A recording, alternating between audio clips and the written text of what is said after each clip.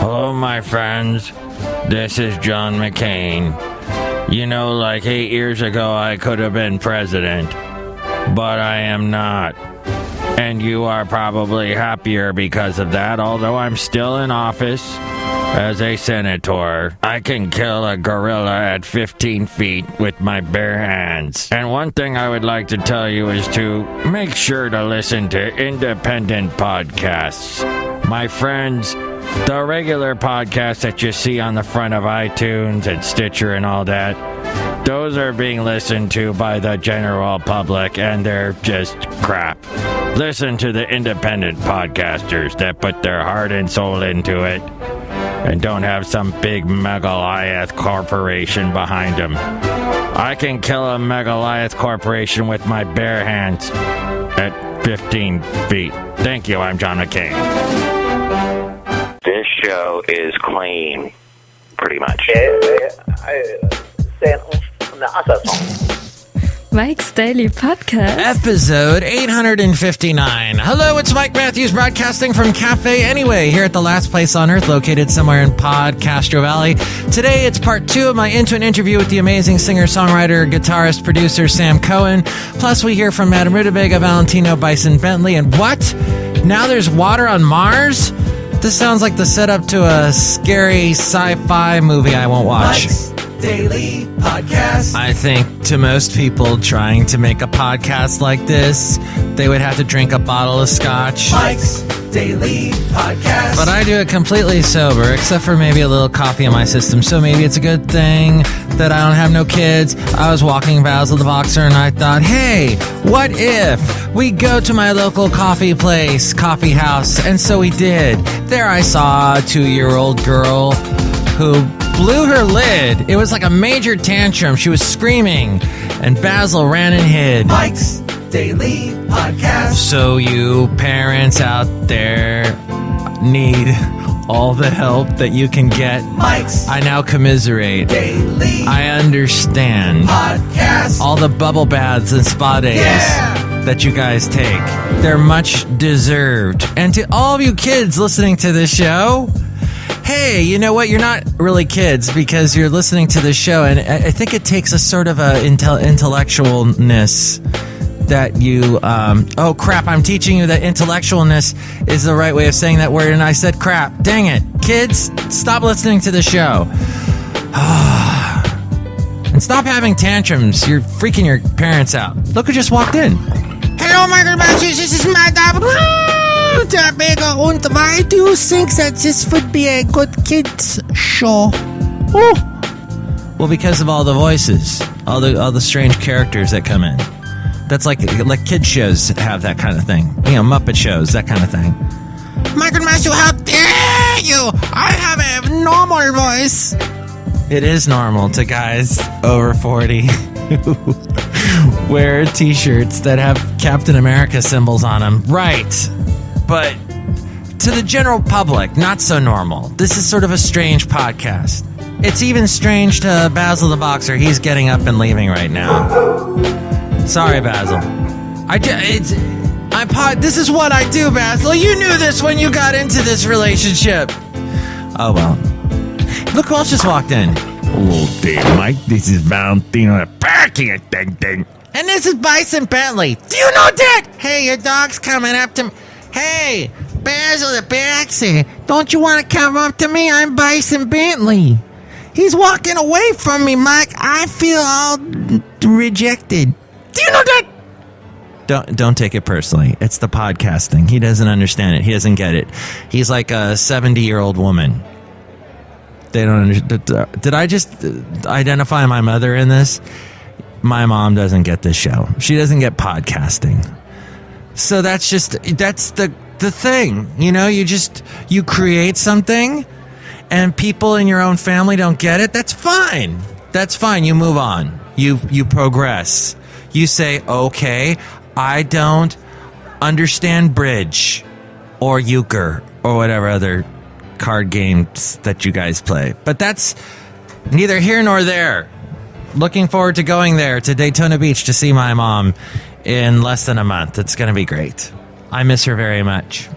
We're going to go see some theater. We're going to go see Cabaret. I've never seen Cabaret. I don't even know what the hell that is, but I knew that Lila, what's the name I'm trying to say? Liza Minnelli Day. Yeah, how do you know that, Valentino? I've been to Broadway a couple of times, Day. Yeah, we packed cars at Broadway. Do you know that? In New York? That sounds like a very dangerous job. Yeah, you know. Wow. I wish we could get more into that story and that backstory about these wonderful characters, Valentino and Bison Bentley. Maybe even Madame Rootabega. Find out about her strange long life, for she is immortal. Michael Master, I've lived a very long time. Woo! And I'm sure you've taken many lovers. But we won't go into that because maybe kids are listening. But let's listen. This is fascinating. The planet Mars. So close to us. Such a object of fascination. Let's hear it from Mars. Pump up the volume, pump up the volume, pump up the volume. Dance, dance. That was a group called Mars. Only they had a bunch of slashes in their names. In the 80s, back when slashes meant nothing. Because we didn't have any computers yet. What? We had computers? Oh. So, water on Mars, according to CNN. Scientists say new research seems to support the theory that what looks like a bone-dry red planet during the day could be dotted with tiny puddles of salty water at night. Experts have long thought that a particular kind of salt detected in Martian soil could pull water vapor from the planet's thin atmosphere into the soil at night and then keep it from freezing despite the extreme cold. Researchers aren't saying they've seen direct evidence of brine hiding out in the Martian night. Scientists say evidence of water ice at the planet's poles, and now more evidence toward the theory of widespread brines keeps them hoping they'll find evidence that life at least once existed on Mars.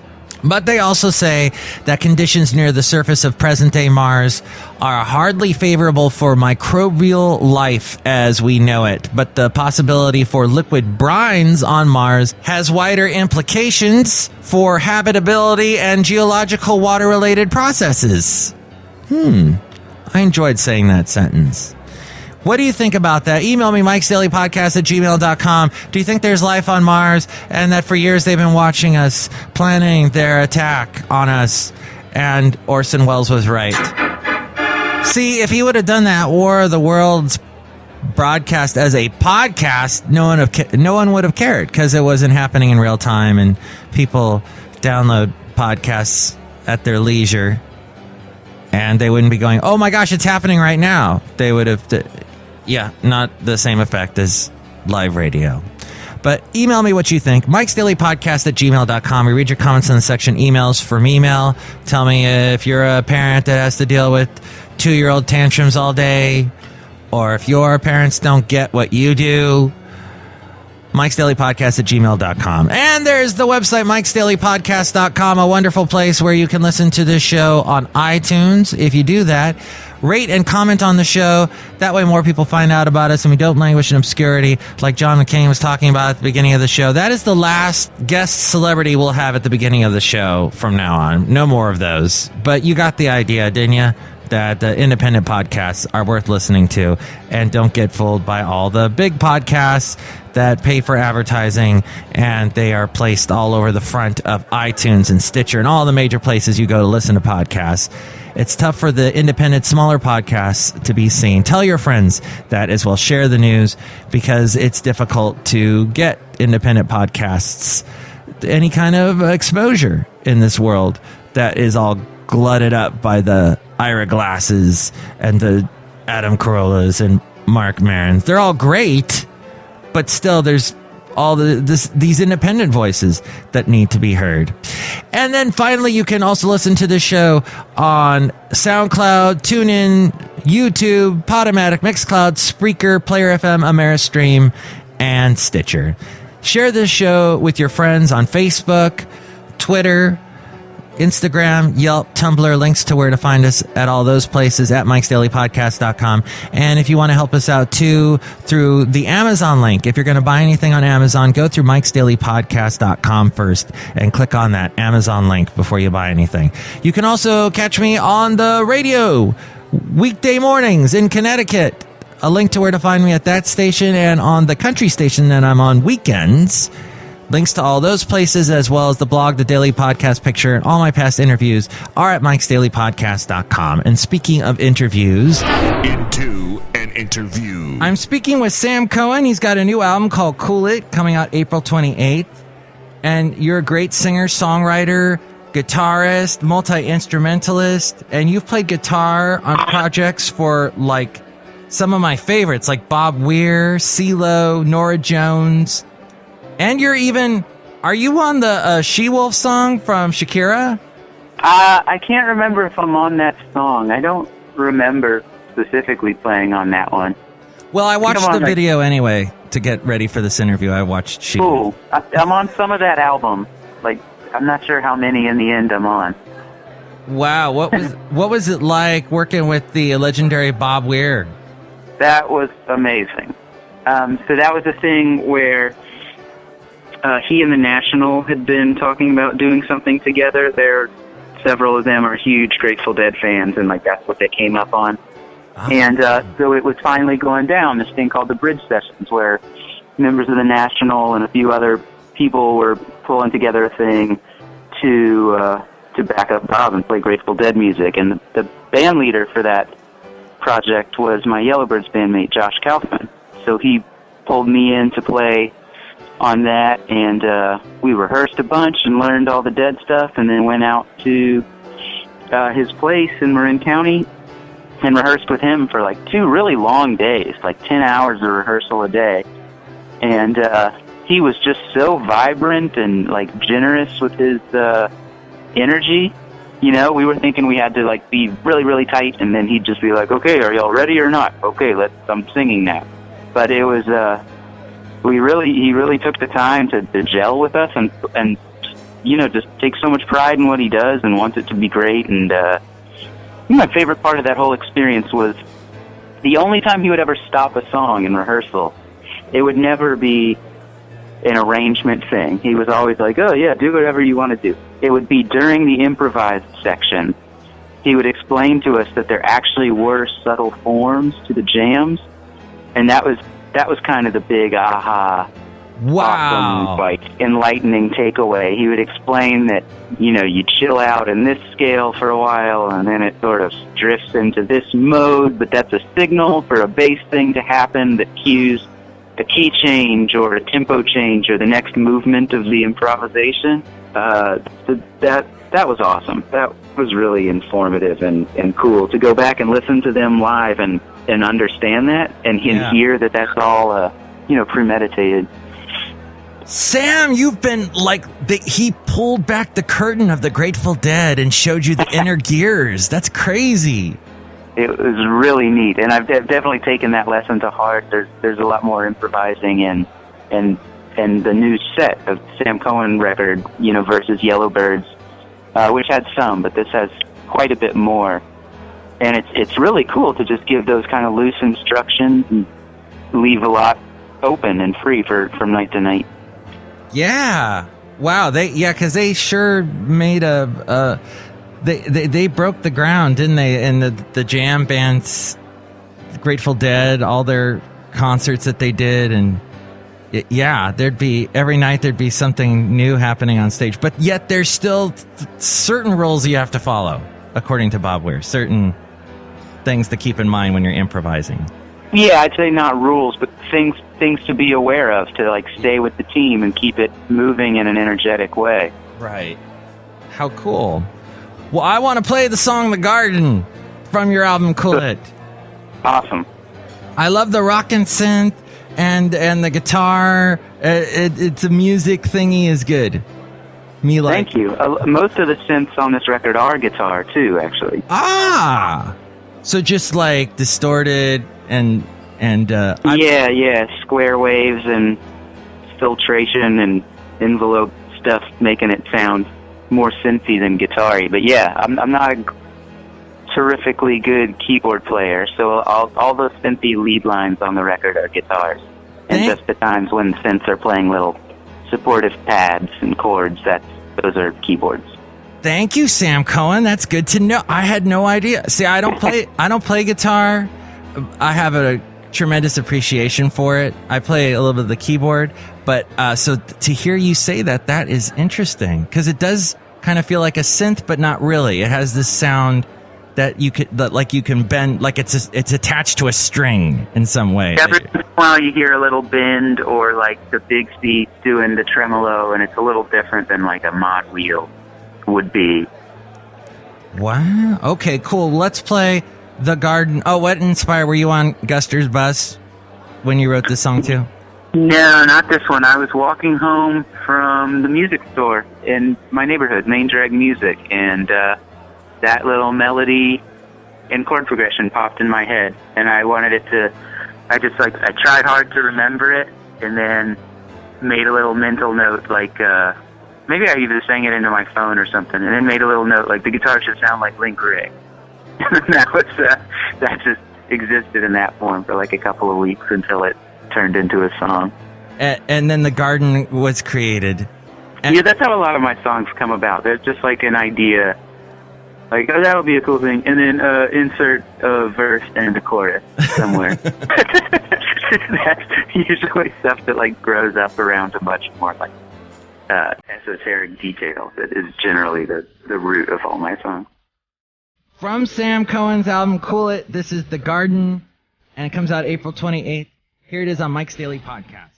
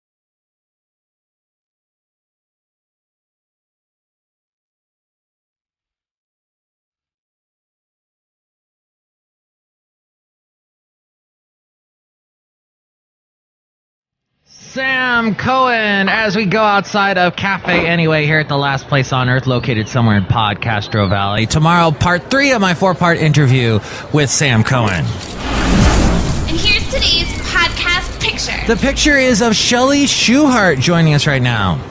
Hello, Mike Matthews. I'm the gift shop supervisor. And you had your hair did. I know, for like years, my hair's been all spiky and strange, but now I have it all like nicely done, and it's nice. It's nice. Thank you, Mike Matthews. I'm glad that you think it's nice. It is. It's so nice, and it's a nice makeover, and you look great. Thank you, Mike Matthews. You ever considered of shaving your head, being bald like me? But I have beautiful red hair. You're right. Don't touch it. I won't. Hello there, Chely Shoehart. Your hair looks really nice there. Thank you, Valentino. Yeah, it's really nice. Do you know that? Bison Bentley, I just want to tell you that there are other clothes you can wear other than that jumpsuit that you're wearing. Yeah, but I think it's fashionable to wear jumpsuits. Do you know that? Mike Matthews, can you explain to him? Well, what she's saying is there are things such as shirts and pants. You don't need to just wear one, like a onesie type thing. You're not like even a mechanic. Why do you have a jumpsuit on, like a work suit like that? It's comfortable. Do you know that? All right. One of the characters here at Cafe Anyway gets a makeover. One of them really needs one. Michael Matthews, I think that I look fine. I don't need the makeover. Oh my God, Madame Rootabega, you're like so beautiful. Thank you, Chely. Oh, That's great. We need more mutual admiration going on in this world. So see that cartoon of Chely Shoehart there at MIKEs-DAILY-PODCAST.com. And next show, it is going to be part 3 of my Into an Interview with Sam Cohen. Plus, Chely Shoehart will be back, and we'll hear from Floyd the Floorman and John Deere the engineer. Mike's Daily Podcast is written and produced and performed by Mike Matthews. His podcast is super easy to find. Download or listen to his show and read his blog at MIKES-DAILY-PODCAST.com. Email Mike now at MIKES-DAILY-PODCAST@gmail.com. See you tomorrow. Bye!